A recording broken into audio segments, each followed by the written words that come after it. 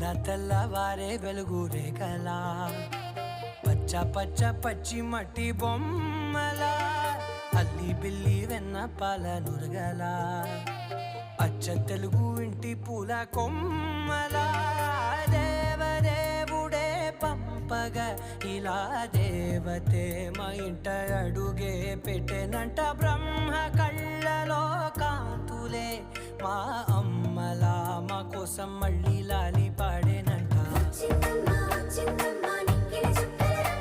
నా బ్రహ్మచర్యం బాకీ చెరిపేసిందమ్మా